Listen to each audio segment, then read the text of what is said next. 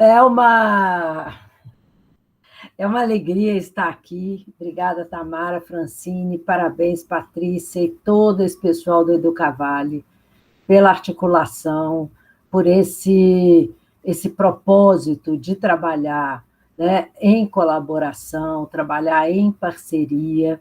Não é fácil, é uma construção diária, mas eu penso que nós só temos a ganhar, né, quando a gente consegue trabalhar em colaboração. As cooperativas, há muito, né, elas nos inspiram em relação a isso, de você juntar muitas pessoas, ter um propósito comum, e o de vocês é garantir a educação pública de qualidade e, com este propósito, pensar quais ações, como executar, o que a gente pode fazer junto, não só para dinamizar, mas também para otimizar recursos e atender cada vez um número maior de pessoas. A gente vive um momento no mundo muito complicado, um momento no Brasil também muito conturbado. A pandemia, né, acertou em cheio todo o processo educacional que nós conhecíamos. A gente teve que se reinventar em 2020 e 2021, nós já estamos entrando em outubro de 2021, mas a gente foi aprendendo. E este aprender, mesmo com todos os sofrimentos, as angústias, né, os desafios, aprender é sempre bom. Então, é uma alegria estar aqui com vocês, compartilhando, né, a minha experiência. Eu tenho mais de 40 anos, né, mais de 40, quase 50 anos trabalhando com educação pública. Já estive em todos os lugares, eu fui professora de história da rede pública, né? Depois fui gestora, fui trabalhar no Ministério da Educação, depois fui trabalhar numa fundação do terceiro setor, e aí eu tenho o privilégio de ter esse olhar, né, de quem já esteve em muitos lugares da educação. E a gente vai conversar, eu vou colocar aqui a minha apresentação. Vamos ver. Se não der certo, eu passo para...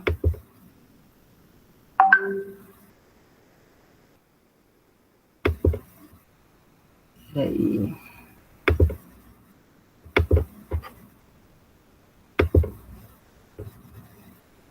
Eu sempre sofro, tá, gente, com a tecnologia. Eu tento aprender o tempo inteiro, mas às custas de um grande sofrimento. Engraçado, porque já está aqui na minha tela.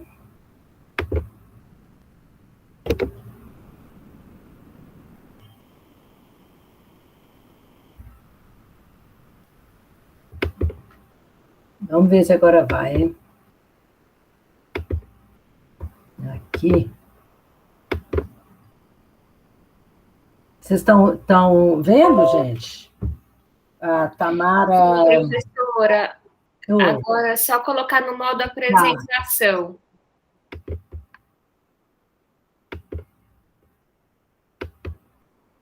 Pronto? Prontinho, perfeito. Muito bem.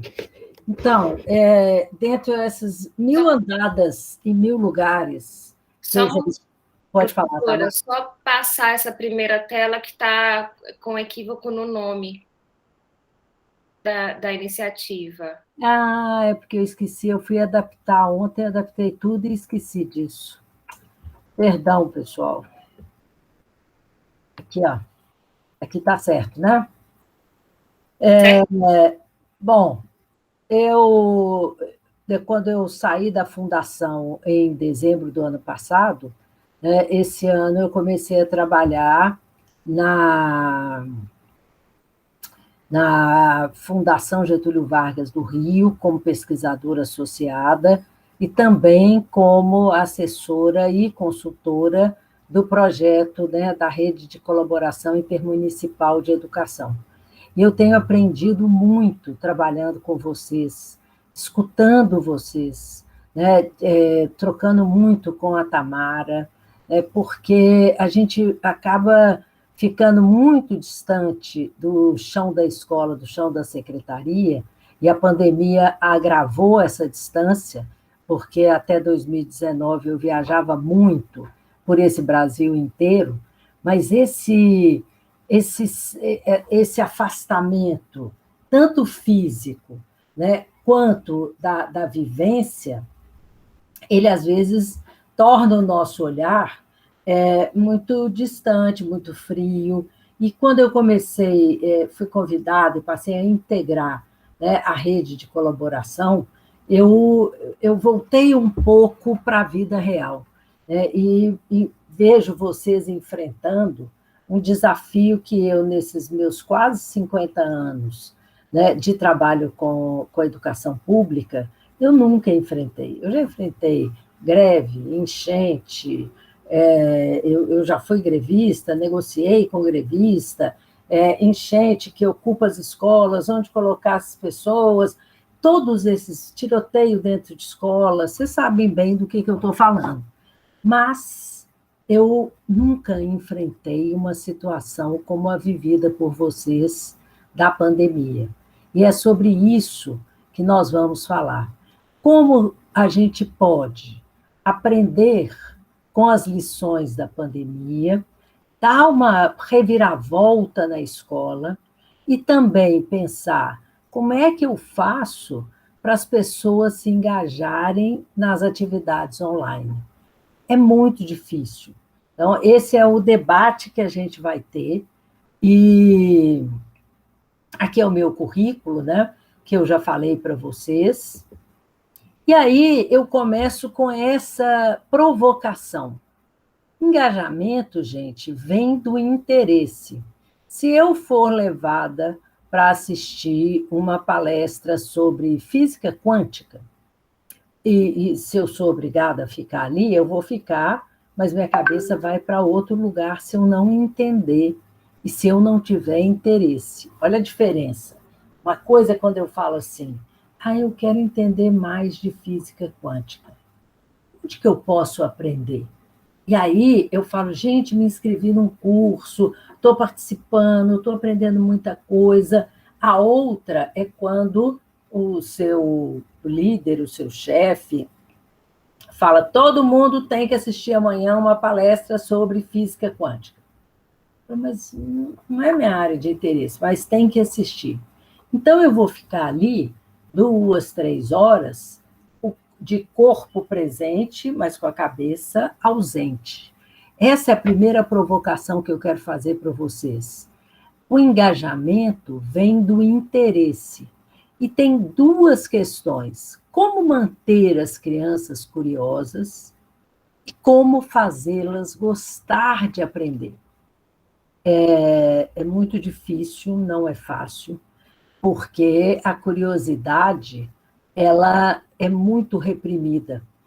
Eu me lembro que eu era muito curiosa, meu pai dizia que eu tinha alma de repórter, de jornalista. Eu queria saber por quê, quando, onde, como, quem fez, para onde que foi. E aí as pessoas falavam, Pilar, você pergunta demais, Pilar, está atrapalhando a aula, Pilar, estou aqui cozinhando, você me atrapalhando. A curiosidade, ela não é respeitada. E as crianças até 5 anos são o grande poço, o grande lago da curiosidade.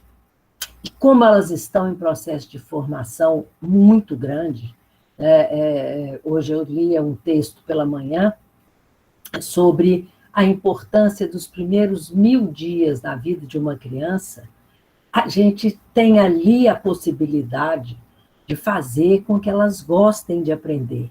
Porque a resposta para a dúvida curiosa é aprender. Então, em vez de me dar a resposta pronta, eu posso falar, vamos sentar ali e ver.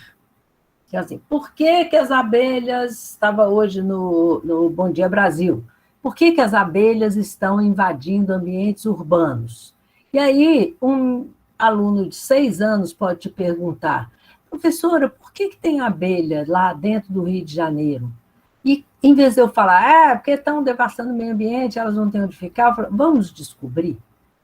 Assim, vamos fazer um trabalho sobre isso. Se o trabalho for bem orientado, né, essa criança vai aprender, vai descobrir, vai pesquisar a resposta para a sua questão e começa a gostar de procurar respostas para outras questões. Só que o tipo de escola que a gente criou, a gente não, porque foram muitas gerações antes de nós, mas a gente continua repetindo, é uma escola que não incentiva a curiosidade, nem a criatividade. E aí não tem jeito de gostar de aprender. O que as pessoas, as crianças vão fazer? Elas escutam o que a professora está falando, responde um exercício, porque é obrigatório. Esse exercício vai ser corrigido pela professora, onde os erros não servem como apontamentos para aprender mais, os erros servem para a gente perder ponto. E esse é um outro apagador da chama do aprender, da chama da curiosidade. Eu errei, e eu sou de uma geração de professores, gente, que tinha muita caneta vermelha. Na hora que a gente corrigia a prova, fazia X, escrevia, está errado, mas eu não era, a minha geração, né, nós não éramos professores que falavam, olha, você errou essa questão. Isso significa que você pode aprender isso, pode aprender aquilo, e até o momento de reflexão meu como professora. O que aconteceu que essa criança não entendeu e logo ela não aprendeu este ponto? Então, primeira coisa, você vai engajar com interesse. Sem interesse, as pessoas não vão se engajar. Elas vão seguir ali na rotina de sempre. As nossas atividades escolares geram interesse? O que está sendo feito, mesmo à distância, ou impresso, ou pela internet, está gerando interesse das crianças? E aí, gerar interesse, gente, é ampliar as competências digitais de educadores e estudantes. Primeiro, se eu estou pensando em ensino híbrido, se eu estou pensando em uso de tecnologias digitais, porque tecnologia, vocês sabem, o quadro negro é uma tecnologia, o livro é outra tecnologia, né? Tecnologia é uma técnica. A tecnologia digital, para ela ser aprendida, a gente tem que ter domínio. Anteontem, eu voltei para Belo Horizonte, tem pouco tempo, e anteontem eu reencontrei uma grande amiga, professora de história, hoje ela tem 78 anos, ela trabalhou até 2019, uma professora de história maravilhosa, excepcional, e com uma saúde perfeita, uma cabeça perfeita, e eu perguntei, mas por que você parou de dar aula? Ela falou, Pilar, na hora que começou aquele negócio de aula à distância, eu falei, não dou conta.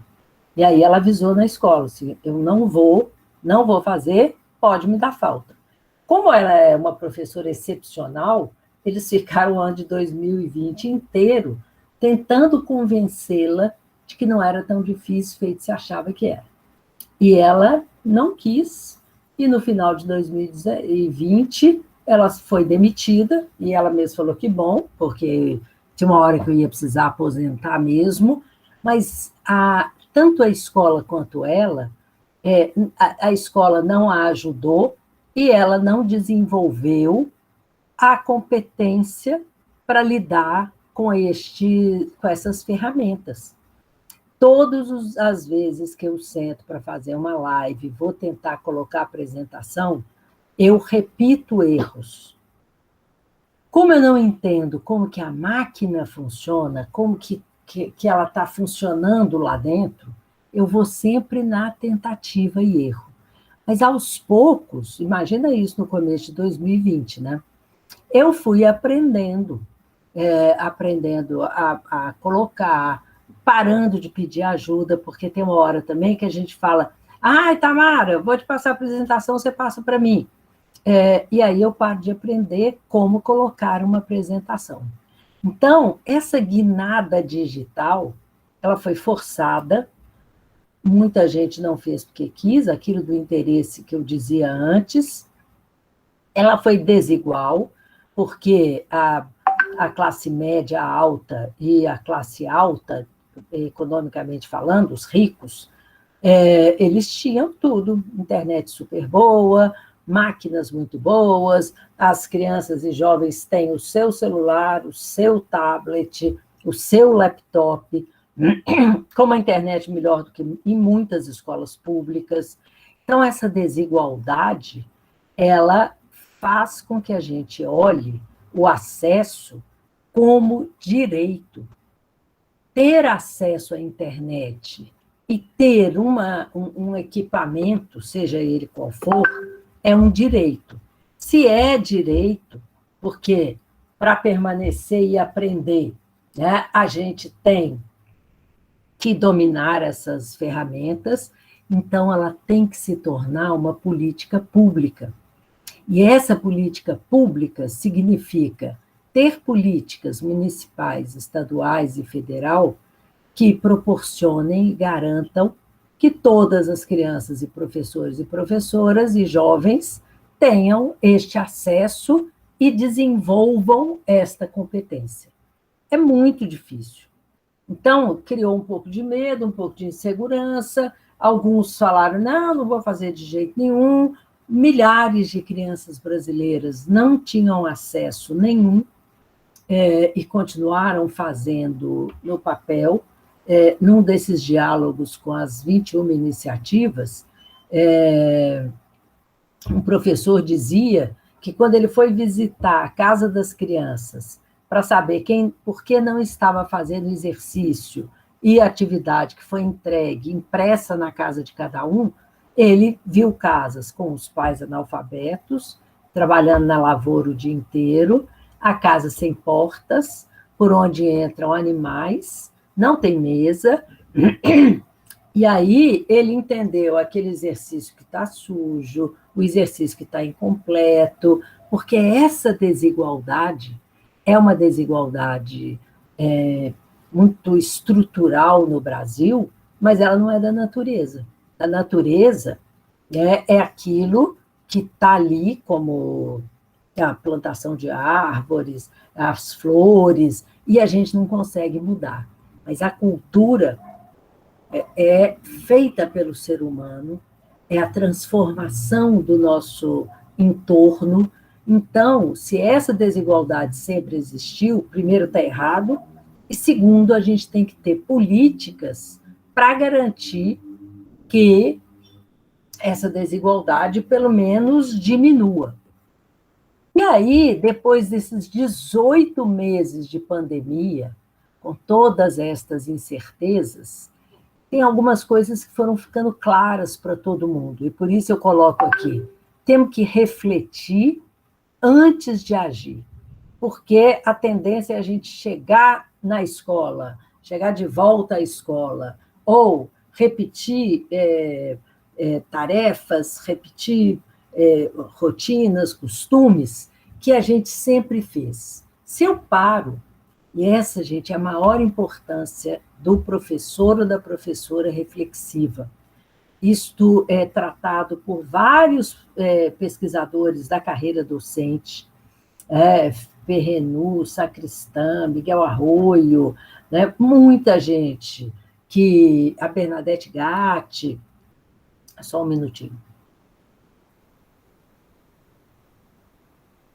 Muita gente que estuda e pesquisa a carreira docente tem uma questão muito forte.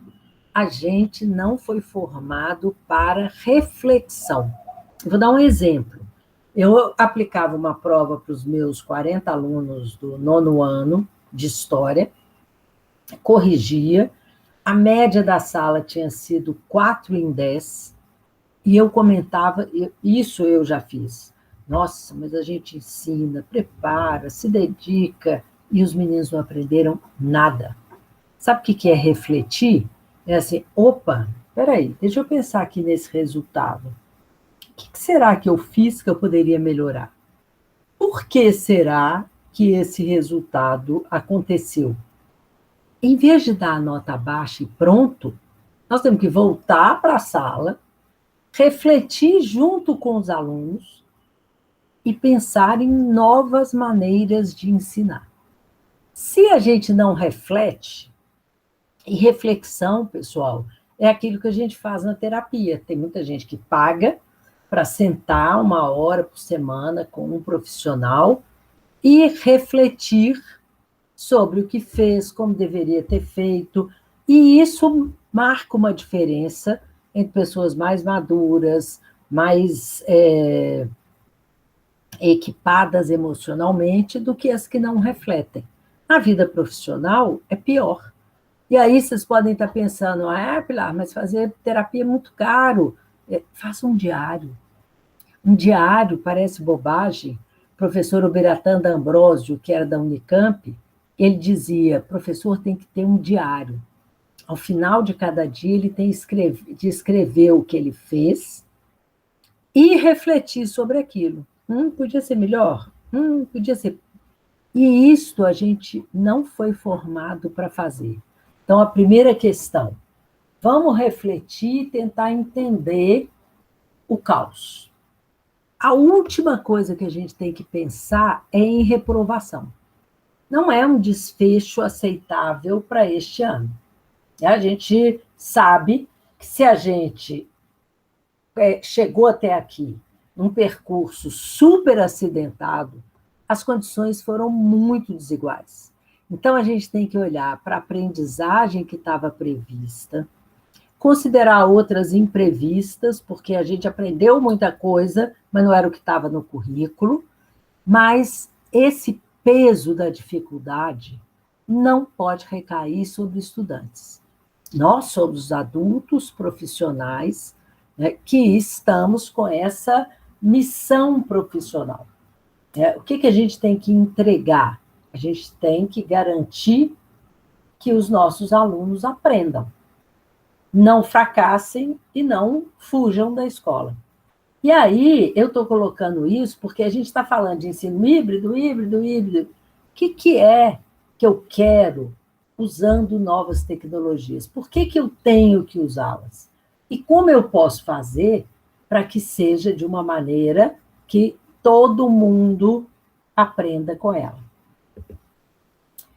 Por isso é que eu participo de um movimento do Centro de Referências de Educação Integral, porque é hora de construir com toda a comunidade uma reviravolta na escola. Não dá para voltar, gente, e achar que a gente parou lá no dia 15, 16 de março de 2020, agora a gente volta lá para aquele ponto e começa de novo. De jeito nenhum. Primeira questão, nós temos de conhecer o que foi aprendido por cada estudante. A gente tem que retomar e fortalecer as aprendizagens para que todo mundo tenha condições de continuar aprendendo. A avaliação diagnóstica, ela é muito importante nesse momento. Por quê? Porque a gente tem que saber o que foi aprendido e o que eu vou fazer para garantir que eles aprendam o que eles não conseguiram. Se a gente reprovar, mas ele não entregou exercício, mas ele não frequentou a aula, tem 1000 motivos. Mas se eu reprovar, vai aumentar o risco de evasão. O Unicef, vocês todos participam da busca ativa, né, um projeto muito, muito importante do Unicef com o DIME. O Unicef tem pesquisas de muito tempo que provam que as crianças e jovens que evadem são aquelas, em primeiro lugar, que fracassaram. Então, a gente tem que mostrar para os nossos e para as nossas estudantes que a gente vai fazer uma escola melhor para eles, e aí ela é melhor para a gente também.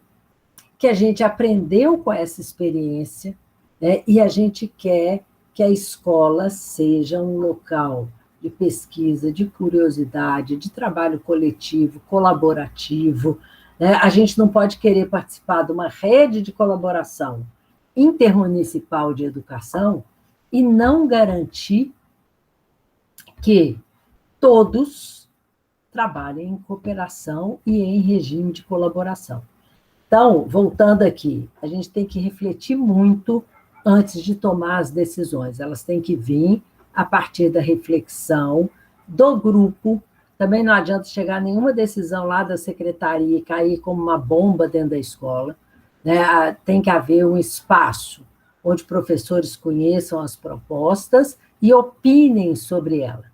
E a gente tem que construir com pais, mães, estudantes, trabalhadores da escola em geral, né, uma virada na escola. E essa virada, eu cito aqui o livro do Axel Rivas. O Axel, eu conheci ele aqui no Brasil, trabalhando num projeto do Instituto Natura. E o Axel tem um livro muito legal que chama Quem Controla o Futuro da Educação.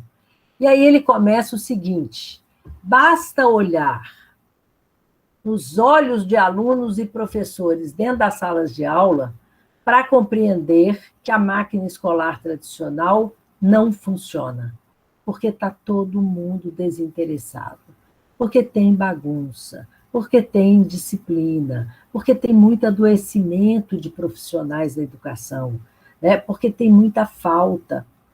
E o professor falta muito, não vai à escola trabalhar, e as pessoas falam, mas professor é assim. Vamos entender por que essa pessoa desanimou, por que ela não quer mais.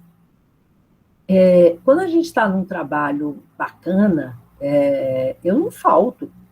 Eu quero ler, eu quero estar lá, eu quero participar. Se esse trabalho só gera fracasso, eu preparei uma aula tão legal e os estudantes estão fazendo bagunça, não estão interessados. Então, a gente tem que entender, assim, não é porque os estudantes são indisciplinados, desobedientes, deseducados, não é isso.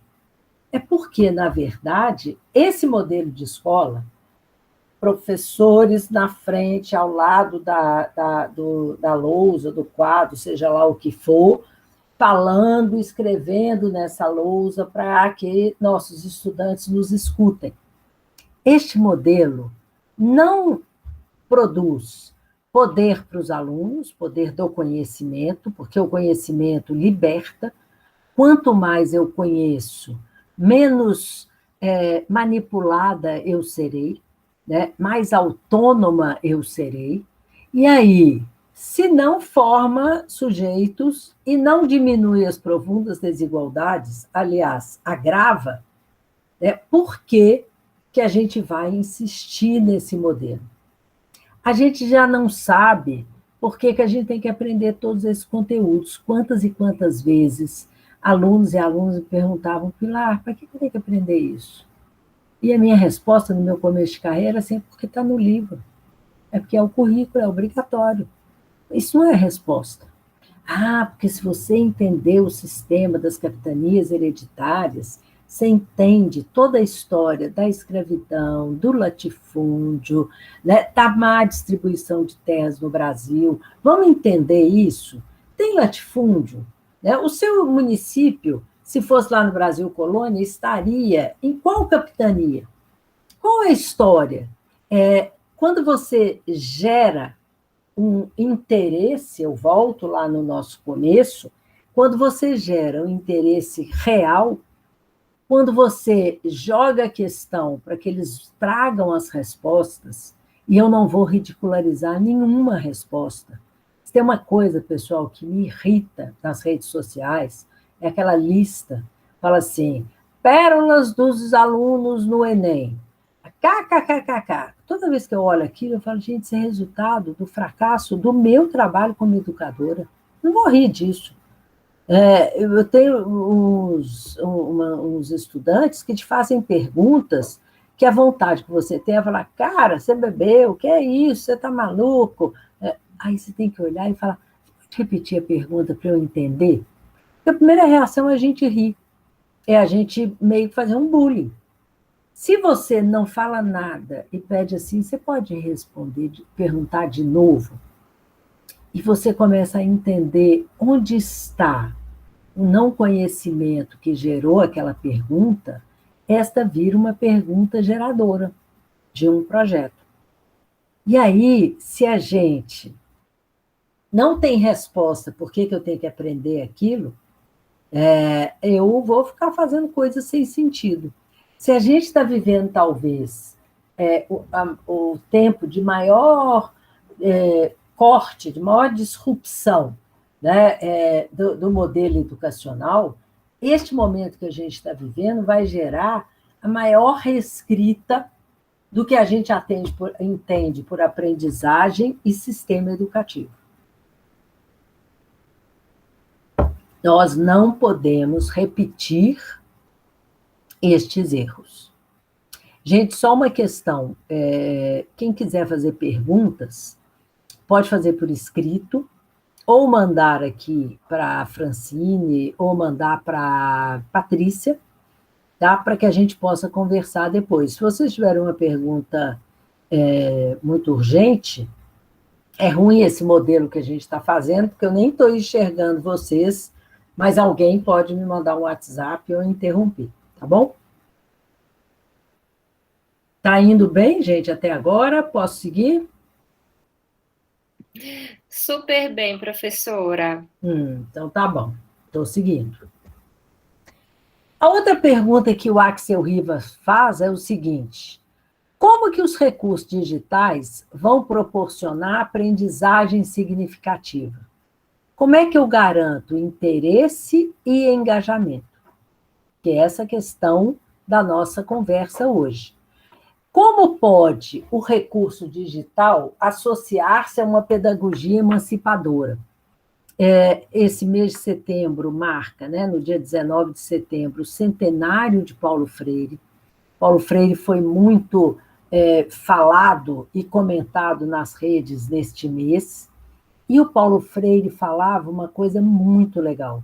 Paulo Freire falava assim: cada pessoa, cada indivíduo que chega na escola, ela chega com sua luta, seus saberes, sua história, que é sempre muito individual.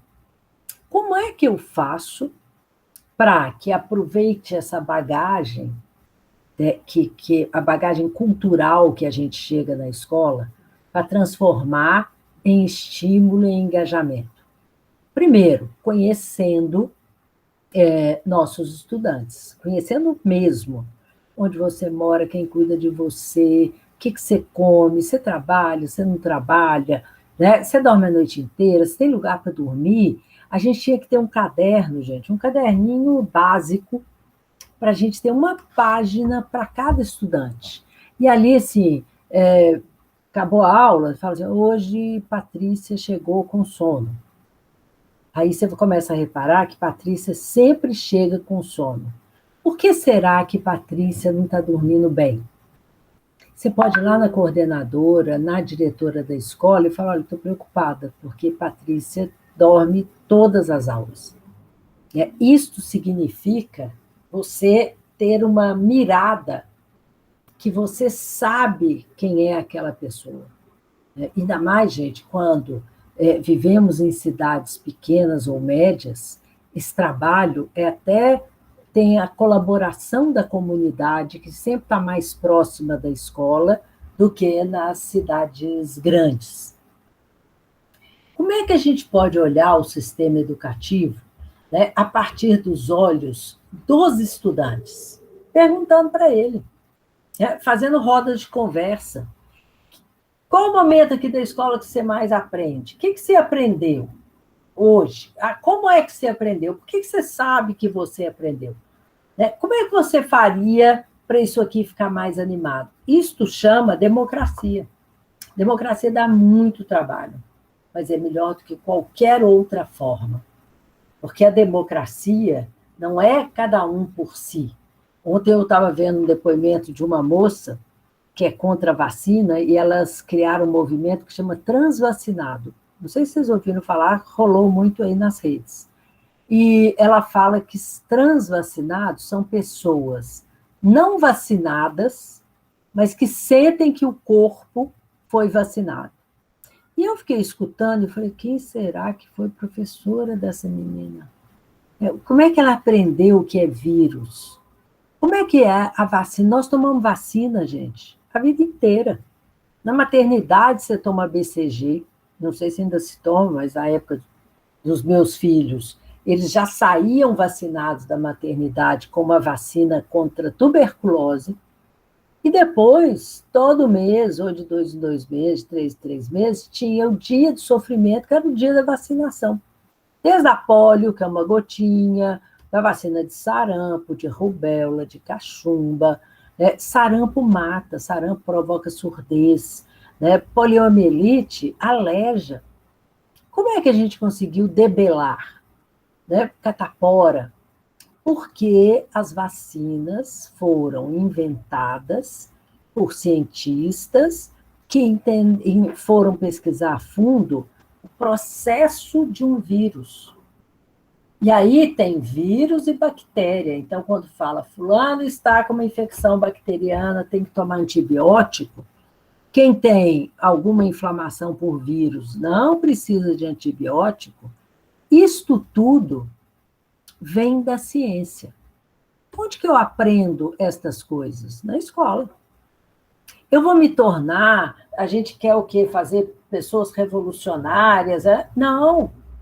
Qualquer pessoa que tenha muito conhecimento, ela tem muita autonomia.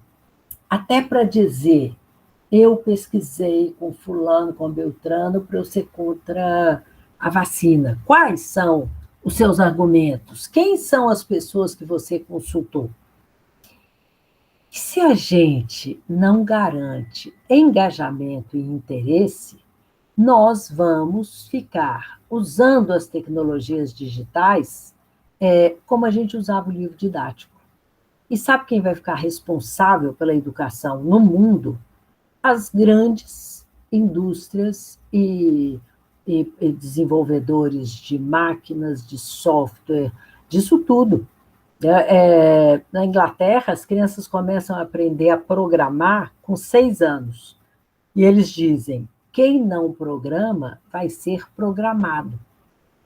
Então, essa tecnologia digital, ela está presente em nossa vida, está todo mundo com o seu celular, está todo mundo querendo saber onde tem o Wi-Fi, qual a senha do Wi-Fi, não é isso?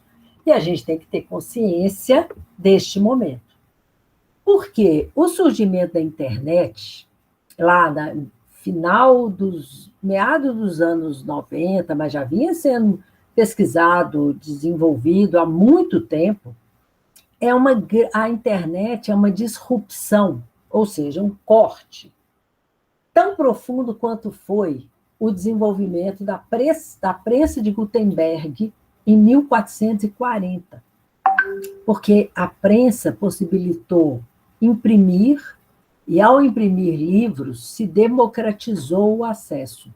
Então, se antes 1 ou 2% da população mundial, né, sabiam ler e escrever, a partir do desenvolvimento da prensa e da possibilidade de impressão de livros, isso faz com que mais pessoas possam aprender a ler e muda muito aquela época. E acontece o mesmo com a internet. É uma disrupção. Todo mundo falava no laboratório de informática, as escolas começaram a batalhar para ter um laboratório de informática, era uma sala cheia de laptop, de computador, aliás, grandão, aqueles que tinham aquele tubo atrás, ficava trancado a 7 chaves, e tinha que ter um professor de informática. Hoje, você aprende intuitivamente. poucos de nós tivemos professores de informática. A gente fazia curso de Word, fazia curso de Excel. Se você pegar uma criança de 12 anos, ela abre a planilha de Excel e ela vai descobrindo como é que ela pode lidar com essa planilha. E aí foi surgindo, no início do século XXI, no Uruguai, no Brasil, tinha todo o movimento de um computador por aluno, ou os portais educativos, ou as lousas interativas, os tablets. Teve um ministro da Educação que falou: todo estudante de ensino médio, cada um vai ter um tablet. E aí um especialista perguntou para ele: mas para eles fazerem o quê? Como é que o tablet será usado na escola? Porque nós inventamos todas essas questões, mas isso não mudou a essência da estrutura escolar. Qual que é a estrutura escolar? Tempo, aula de 50 minutos, dentro da sala de aula, e isso não muda, muito conteúdo sendo transmitido naquilo que o Paulo Freire chamava de educação bancária. Então, você ou fica sentado aqui na frente do computador, usando a internet, usando o Wi-Fi, ou na sala de aula. Mas o método de aula era o mesmo, a metodologia era a mesma.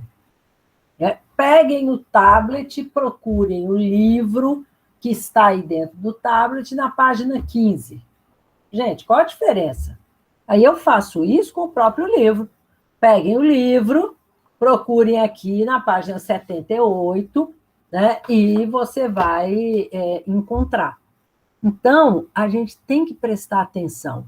Não tem interesse porque a gente está usando a mesma metodologia com equipamentos diferentes, mas a gente está usando do mesmo jeito. E aí, o problema da educação, eu vou até deixar um artigo aqui para vocês, né, é a pedagogia, não é a tecnologia. E o Axel Rivas fala muito disso.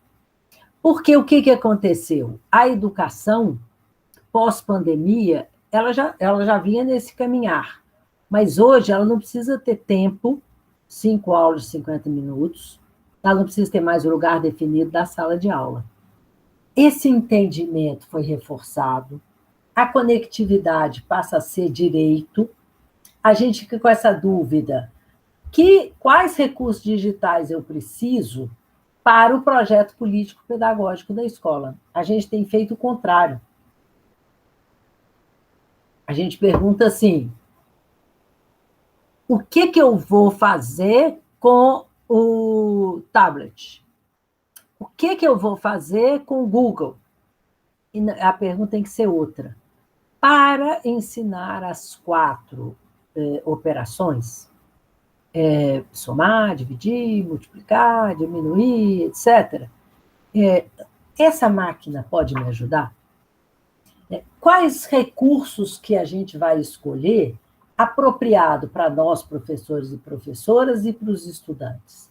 E por isso, muito bacana vocês estarem reunidos nessa formação, porque nós vamos ter que formar o tempo inteiro. A nossa formação sempre é contínua, mas ela tem que ser priorizada. Então, antes de nós gestores falarmos, nós gestores é um vício, tá, gente? Eu não sou gestora. Mas antes dos gestores falarem: a professor não interessa, a professor não quer, aquela eterna briga de jogar a culpa um para o outro, né, naquela discussão: a culpa é minha, eu ponho onde eu quiser. Não é assim. Vamos pensar a formação docente a partir também de diálogos com os docentes. O que é que vai ser mais importante? Qual a sua grande dificuldade? É um questionário que a gente pode fazer perguntando para os professores. E aí ele pode ser anônimo. Se você sabe usar o Word no celular, pode parecer bobo para quem é mais jovem, mas para nós, mais velhos, é difícil para caramba, eu não consigo enxergar né? A letra aqui é pequenininha. Então, a formação docente tem que ser a partir desta real dificuldade, porque aí eu vou com interesse e eu vou me engajar na atividade. Esse aqui, gente, é um site que chama Reviravolta da Escola. Essa campanha, ela quer debater o papel da escola agora e no pós-pandemia, ou seja, nesse momento. Ela está no C de Referência em Educação Integral, ela é absolutamente pública, gratuita, né? O endereço está aí, mas vocês podem ir no educacãointegral.org.br que vocês vão achar, né, o link para este movimento, que tem muita coisa legal, né, para ajudar a gente nesse momento tão complexo. E aí, para a gente fechar, e eu faço uma introdução muito maior do que o restante, porque essa introdução é para contextualizar vocês. Eu não tenho nenhum problema que não esteja dentro de um contexto. Eu não invento problemas, eles existem. E uma das questões fortes é o ensino híbrido. Então, a primeira questão, ele pode ser um aliado para a gente ressignificar e reinventar a escola. Mas a gente tem que saber que a gente tem que confiar no estudante, porque a autonomia do estudante será maior. E este confiar no estudante também é mudar uma posição nossa, porque a gente sempre desconfia. Tanto os diretores que não acreditam nos professores, quanto os professores que não acreditam nos estudantes. Ah, será? Vai fazer? Não vai? Aí gosta de enrolar? Tem que mudar essa relação. Porque ensino híbrido, gente, não é uma coisa nova. Há 6, 7 anos, eu vou dizer mais, mas vamos colocar no concreto, há 6, 7 anos isso tem sido discutido como uma estratégia da educação integral, não de tempo integral, mas a educação integral como uma concepção, né, de desenvolver todas as competências, todos os lados de cada estudante. Quando a gente combina diferentes formas de estudar, chama ensino híbrido. Eu vou misturar o recurso da aula presencial, da online, em plataforma digital. Os alunos vão fazer escolhas com mais liberdade e motivação, de acordo com o que os especialistas falam. Mas presta atenção. Primeiro, eu tenho que dominar a ferramenta.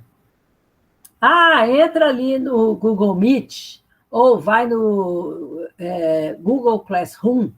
O quê? Como? Além de tudo, tem essa mania de colocar essa quantidade de nome em inglês, né? E tem palavras portuguesas para a gente substituir, e só confunde. Então, ensino híbrido é você usar diferentes recursos, pode ser presencial, pode ser à distância, pode estar em casa, pode estar na plataforma digital dentro da escola, mas os alunos vão fazer escolhas, e não mais eu escolho por eles. E, nesse sentido, é muito importante que a gente domine a tecnologia, que eu, adulta, não tenha vergonha de perguntar. Como usa isso? Como faz isso? Onde que liga? Eu tenho filhos adultos já, com 39 e a Natália com 36, quase 37, e eles também já são daquela geração que os que nasceram depois da internet, ou seja, os que nasceram depois de 95, 96, chamam todo mundo para trás de cringe, que é chamar de cafona, decadente. Não, é porque o conhecimento é geracional. Então, as dúvidas são diferentes. Eu posso aprender com o meu filho, eu posso aprender com o meu sobrinho de 7 anos, né? Eu tenho que não ter vergonha de perguntar. Eu me lembro que a primeira vez, gente, que eu fui usar um caixa eletrônico de banco, final dos anos 80, Era uma fila gigantesca, porque a gente não sabia usar, a gente não entendia aquela lógica. E eu, pelo menos, tinha vergonha de perguntar. Então, várias vezes eu entrei na fila, chegou a minha hora, comecei a fazer o que eu tinha que fazer, puxava o cartão, porque eu não dava conta, e ia para a fila do caixa. Se tivesse uma pessoa do meu lado, feito depois os bancos colocaram, né, que eu pergunto, como é que eu faço isso, como é que eu faço aquilo? Mas olha só que loucura, no ambiente da educação, é meio vergonha ter dúvida. A gente fica envergonhado, assim, ai, eu vou perguntar isso, as pessoas vão rir de mim. Pode rir, né? Pode ter a opinião que quiser. Como disse o padre Fábio de Mello outro dia num post, ele falou, minha filha, pega a sua opinião e guarda na primeira gaveta da sua cômoda, porque ela interessa só para você. Não estou pedindo opinião. Nossa, Pilar, você não sabe isso? Não. Mas eu tive que caminhar muito para não ter vergonha de perguntar. E aí, quando a gente fica confiante, porque é um ambiente de confiança que eu posso perguntar, né? Eu confio no meu filho e na minha filha e vou fazer perguntas para eles que talvez antes eu não tivesse coragem de fazer em outros lugares. E, nesse sentido, tem que ter essa confiança, tem que ter um ambiente colaborativo, a gente volta mais uma vez nessa palavra colaboração, para que a gente entenda que ensino híbrido não é só 2 dias na escola, desculpem, 3 em casa. Ensino híbrido é uma mistura, é você sair da sala de aula, é você ter, por exemplo, 10 estudantes na sala, 10 na biblioteca e 10 na praça da frente.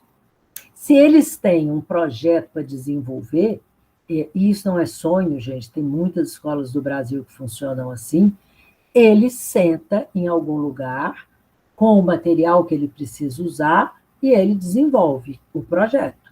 Quando ele tem alguma dúvida, ele procura o professor. E é nesse sentido que a gente fala de ensino híbrido. E o ensino híbrido, ele tem que garantir aprendizagem significativa. Aliás, a escola tem que garantir aprendizagem significativa. O significado de ensino híbrido é mais amplo.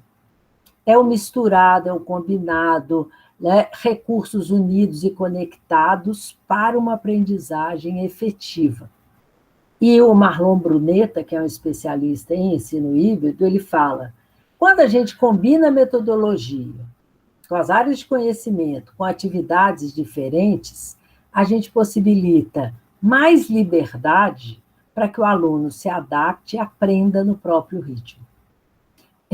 Vamos supor um estudante que não gosta de história, mas adora carro, corrida de Fórmula 1, acha tudo uma beleza. Ao estudar a Revolução Industrial, eu posso pedir para este estudante desenvolver uma pesquisa sobre a evolução dos motores. E ele vai chegar na Revolução Industrial do mesmo jeito. Eu vou orientar, não é deixar cada um para um lado, né, inventando coisas. E aí, educação integral, a concepção de educação integral tem tudo a ver com o ensino híbrido. Primeiro, porque a educação integral, ela quer formar e desenvolver globalmente cada estudante. A aprendizagem, ela é complexa, ela não é uma linha que você primeiro aprende adição, depois você aprende subtração, depois... não é assim. Você vai aprendendo, com a gente é assim também. Né? E essa coisa complexa do aprender é uma coisa que nós, professores, também temos que nos aprofundar, porque a gente não estudou, ou estudou pouco, ou estudou mal. Eu estudei mal, fui aprender isso depois que eu saí da faculdade, da universidade. Como é que uma criança de 3 anos aprende? Como é que funciona o cérebro dela? Como é que uma criança de 10 aprende? Como é que um adulto de 50 anos pode aprender? E aí é que Paulo Freire entrou, fazendo a discussão de educação, de alfabetização de adultos, que a gente tinha que partir de coisas que faziam sentido para eles. Então, quando ele começou a trabalhar com um grupo de operários da construção civil, ele tinha como disparador um tijolo. Todos sabiam que era tijolo. Né? E aí, quais são essas letras? Que som que elas têm a partir de uma coisa que fazia sentido? A educação integral busca sentido. Ela não reduz o conhecimento, ela é sempre um projeto coletivo da escola.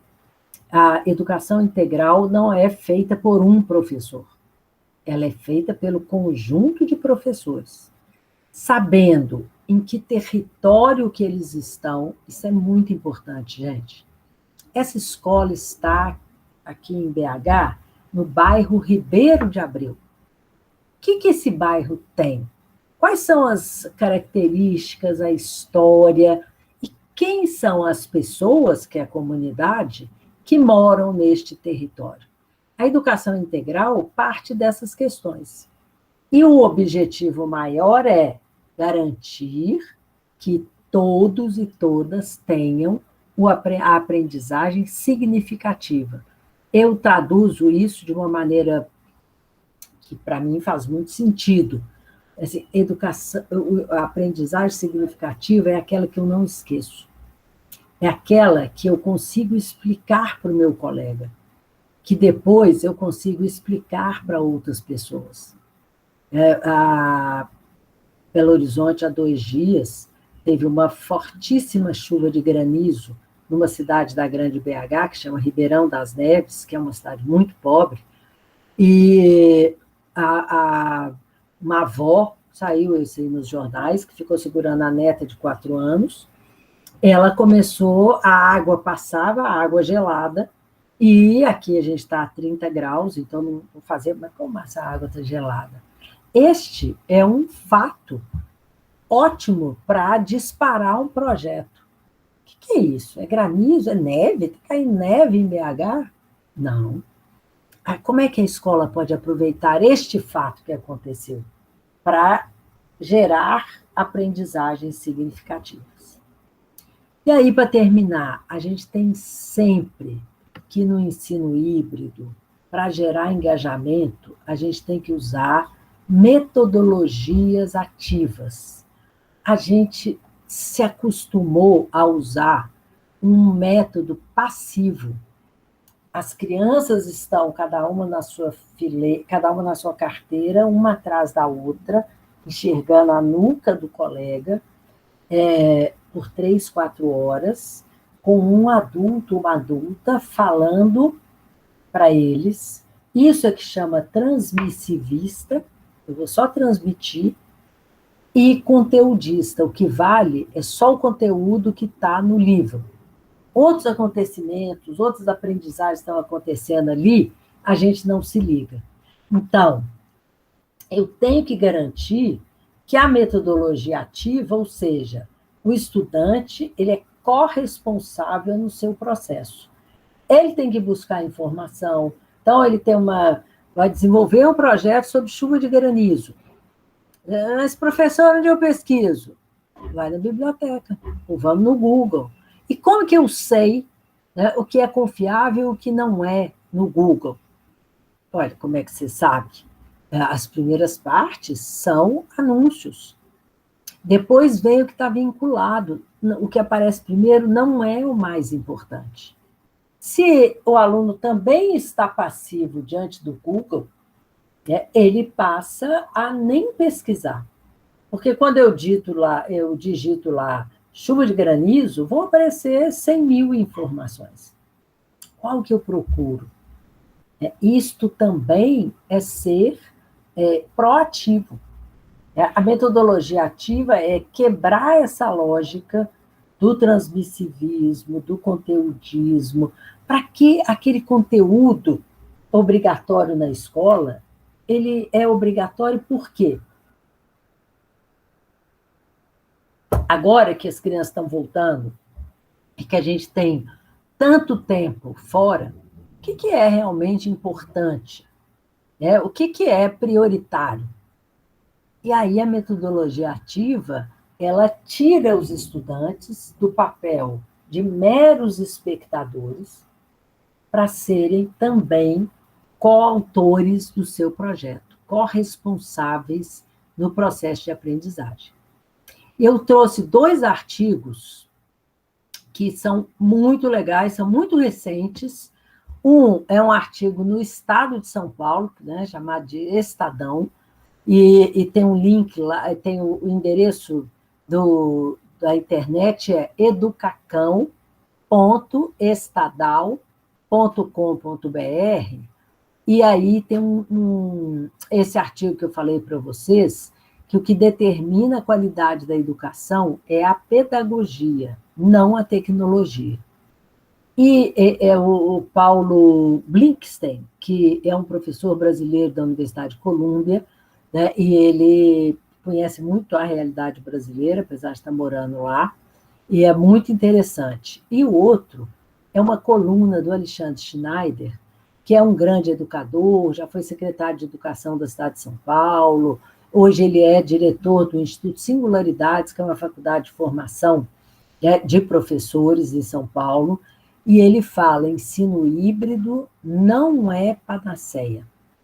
Depois, Francine ou Tamara podem, talvez, colocar esse texto na íntegra, né, e enviar para vocês, porque é muito bom, são textos curtos, fáceis e muito atuais.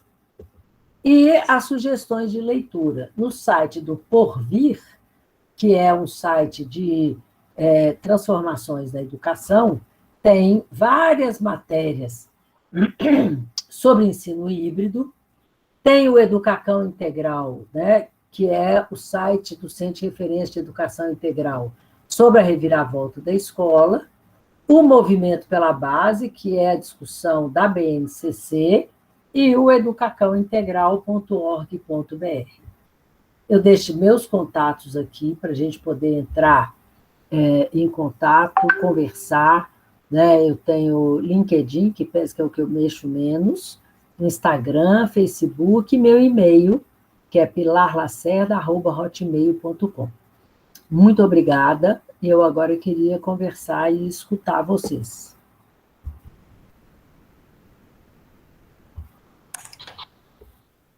Professora, muitíssimo obrigada. Estou muito feliz que esse formato deu certo. Então, uma experiência maravilhosa. Eu espero que todos aí que estejam presencialmente... Olha lá!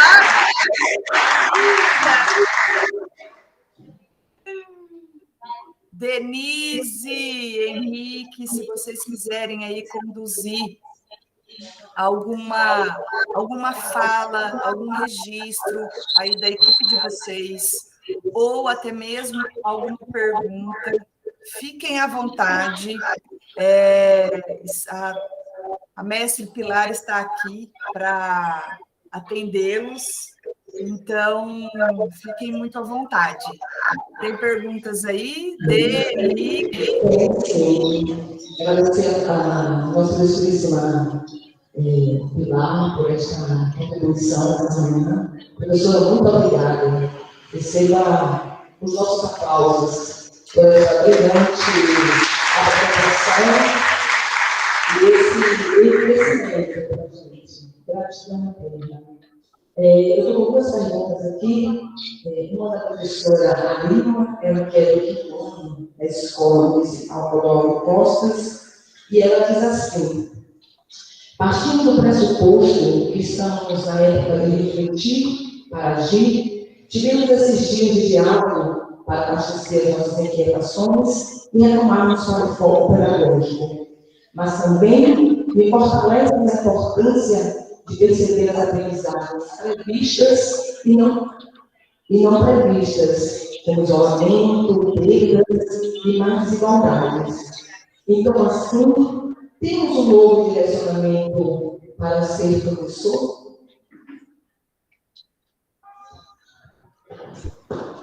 Pessoal, Francine, você pode repetir para mim? Eu estou muito louco. Denise, será que você consegue tirar uma foto dessa pergunta e encaminhar aqui no WhatsApp para eu conseguir ler? Porque realmente ficou um pouco de eco. O eco me impede de ouvir, eu ouvir palavras soltas. Eu vou tentar digitar aqui no chat. Ou se você quiser tirar uma foto e colocar no WhatsApp, aí a gente lê a pergunta. Se vocês acharem mais fácil, claro. É só isso aqui, ó. Tá conseguindo ouvir? Hoje? Agora tá conseguindo ouvir? Sim. Pronto. Então, a professora Arilma, ela diz assim: partindo do pressuposto que estamos na época de refletir para agir, tivemos nesses dias de diálogo a também abastecer as nossas inquietações, retomarmos para o foco pedagógico, mas também para fortalecer na importância de perceber as aprendizagens previstas e não previstas, como isolamento, perdas e mais desigualdades. E aí ela pergunta: então, assim, temos um novo direcionamento para o ser professor? Temos, com certeza, porque aquela formação que a gente recebeu e a forma como a gente trabalhava já está mudando há muito tempo e agora mudou mesmo. Então, esse redirecionamento, se me perguntassem quais as 3 coisas mais importantes, quais as 3 habilidades mais importantes de um professor, de uma professora, é ser uma pessoa curiosa e ter interesse muito pela cultura dos seus estudantes. Essa cultura significa o que eles ouvem, né? Qual a religião, como é que eles praticam a religião. Essa curiosidade me leva a conectar com a realidade dos estudantes. Então, o professor tem que desenvolver a curiosidade. 2, tem que desenvolver competências digitais. Para os mais jovens, isso não é problema, mas para os mais velhos tem sido um problema. Então, comece do mais básico, né, do WhatsApp. No WhatsApp você põe foto, no WhatsApp você não põe só fake news no WhatsApp, né, gente? A tia do WhatsApp que só manda notícia falsa para a gente, não precisa ser isso. O WhatsApp, você manda um texto. Se você vai aprendendo a dominar, outro dia eu estava no WhatsApp, minha sobrinha me mandou a foto, e a foto tinha um com um reloginho em volta. Eu falei, ai, gente, que isso? Eu cliquei, vi a foto e depois ela desapareceu. Aí eu perguntei para ela, Adri, o que é esse tipo de foto? Ela falou, o WhatsApp lançou agora esse recurso. Se você quer mandar a foto para alguém, não quer que ela fique arquivada, ou para não acabar com a memória do seu celular, ou porque você só quer mostrar uma vez, não quer que ninguém divulgue por aí, você clica nesse reloginho. Eu falei, olha que legal, não sabia. Então, comece pelo que você usa mais, por aquilo que você tem mais... Desculpem, gente. Que você tem mais intimidade. E, geralmente, é o WhatsApp. A outra característica fundamental desse professor, então, ele tem que ser curioso, ele tem que dominar as tecnologias digitais e ele tem que ser um pesquisador.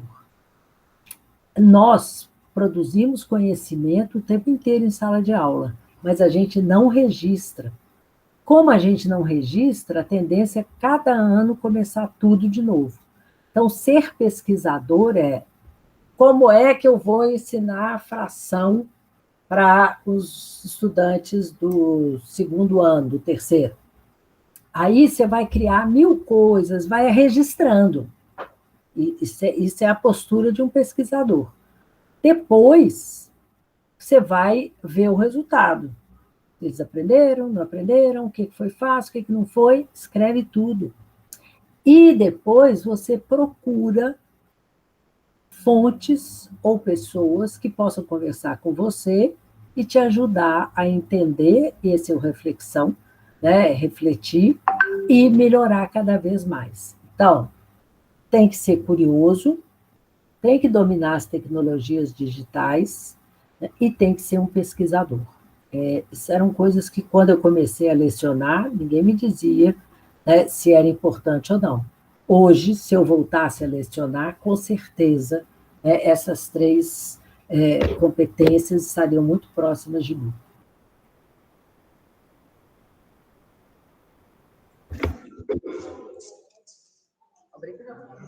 Obrigada. Professora, muito obrigada pelas contribuições. Tem uma outra pergunta também da professora Lana, ela que é professora da Escola Reunidas Castro Alves, e ela diz assim, quando você citou as pérolas do Enem, trouxe em sua fala seu pensamento e sentimento de fracasso como educadora. Porém, questiono, será que a realidade por trás dessas pérolas não seria o reflexo da visão que as estudantes estão tendo sobre a educação? Pois, cada vez mais, nós, professoras e professores, estamos em uma constante busca desse interesse das estudantes.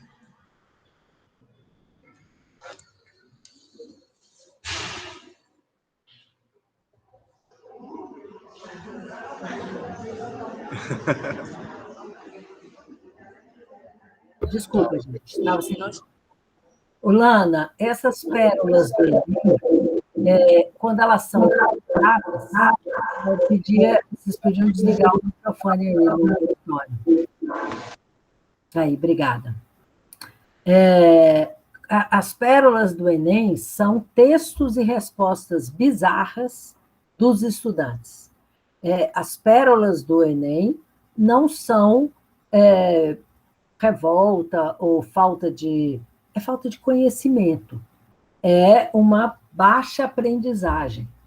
E quem é responsável pela aprendizagem, né, destes estudantes? Nós. E aí eu não dou aula para o ensino médio para o terceiro ano, eu estou lá no quinto ano, no sexto ano, mas é um processo. Ninguém aprende tudo no terceiro ano. A capacidade de ler, de interpretar, né? Por que os conservadores não gostam do Paulo Freire? Porque pessoas que interpretam e que refletem, elas não aceitam qualquer coisa. Nem do comércio, nem do pastor, porque você tem igrejas sérias, mas você tem igrejas que a gente sabe picaretas, né, em tudo que é lugar. Se eu sou uma pessoa com conhecimento, reflexiva, com senso crítico, né, e isso tudo a gente aprende na escola. Então, o senso crítico é você duvidar. Será? E aí, quando você duvida, vou dar um exemplo para vocês. Várias vezes chegam para a gente, no Facebook ou no Instagram, textos, por exemplo, do Cortella. Se você conhece o Cortella, o Mário Sérgio Cortella, conhece como é que ele fala, você lê esse texto e fala, esse texto não é do Cortella mesmo. E aí, o que você faz? Copia um trecho dele, no Ctrl+C, vai lá no Google, põe Ctrl+V e vai aparecer. Isso é senso crítico. Se a gente forma jovens que não refletem, que não pesquisam, que só ficaram escutando, eles só acumularam dados para responder uma prova. Quando chega a hora da redação, em que a gente espera, né, conhecer como que ele escreve, como que ele interpreta, como que ele critica, a gente descobre que o processo de escolaridade dele, dos 4 anos até aquele dia do Enem, teve falhas. Tem o problema da pobreza, tem o problema da desigualdade, tem o problema das oportunidades desiguais, mas tem também o papel da escola. E aí a gente não pode ficar rindo de uma coisa, né, que tem a nossa digital. É como um médico ri se depois da operação que ele fez em você, ele tiver cortado o pé esquerdo, mas era o direito que estava doente. Se ele rir, a gente vai matar ele, não vai? Pelo menos simbolicamente. E a gente não pode rir, porque, na verdade, a gente está lidando com o ser humano o tempo inteiro, a gente vai estar na memória deles por muito tempo, pelo bem e pelo mal, né? E a gente tem que lembrar que cada vez que eu jogo a culpa para trás, esse menino nem foi alfabetizado, esse menino chegou na escola para alfabetizar, não conhecia letra, a gente foge da nossa responsabilidade.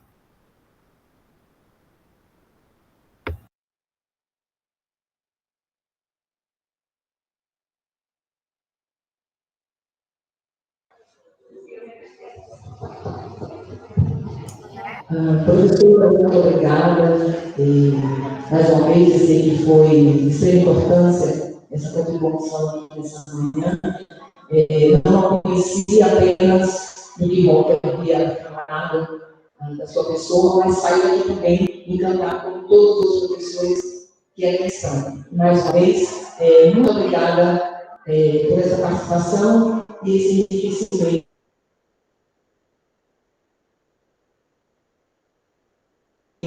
Nesta manhã.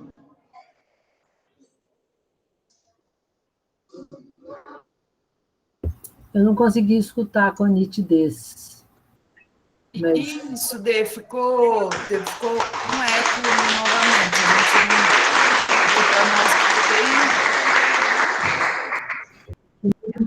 Nós estamos só encerrando isso? Agora ouvimos. Sim. Está me ouvindo aqui, não? Sim? Então, na verdade, é isso. Estamos encerrando e agradecendo a participação, né, de todos vocês aqui nessa manhã, abrilhantando o nosso evento. Receba também o abraço do nosso secretário, que precisou se ausentar neste momento, e gratidão.